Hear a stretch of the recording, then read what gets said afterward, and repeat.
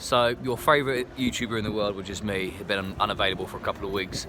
I've had a mad few weeks, to be honest. I've been a month so far around Europe, and it's been kind of a mad... I tried to sort of be a bit consistent and do some videos out there, but things just kind of, yeah, went a bit south.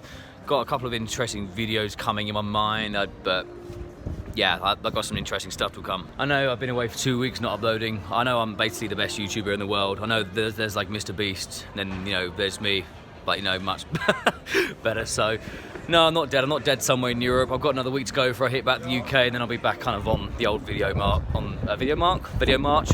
making. So it's been an interesting travelling. It's interesting travelling with the personality that I have. I'm definitely an anxious traveller. I am definitely, when it comes to catching flights, catching trains, and like, when do I have to leave to catch this train, or when do I have to leave to get to the airport? I'm very much like I need to get to the airport much earlier. Otherwise, you know, I might go through the whole process of, oh, I'm running late, I'm going to miss my flight, and then the extreme anxiety of running for your flight or train or whatever. So I do have some stories to tell, and I've got some very interesting stuff coming up. But I have been a bit of a degenerate in this place, in Europe. When you stay in hostels, and there are lots of events where you can join pub crawls and stuff like that, and it's just a bit of a...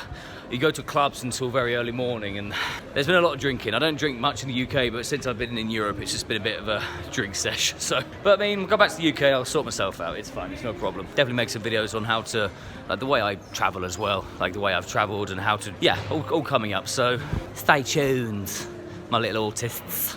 I'd say that one thing that has helped me in terms of this travel is actually making the attempt to learn the local language. I just came from Barcelona. I didn't actually I knew they speak Catalan, but I didn't realise how present Catalan was, like even more than Spanish. I went into a bar. It's just a few basic words of Catalan, like yo volo un café. No, yo volo un café, or something, like I want a coffee. And I said it in Catalan, clearly being a foreigner. And then like, oh yeah, where are you from? Then I say, okay, yeah, I'm from England. And they're like, just impressed that I've actually just spoken Catalan, because not many people will go to Barcelona or near the area to speak Catalan. They'll either speak English or Spanish. Like but if you speak the local language of somebody's heart, they will appreciate you for that. Sometimes even the French as well.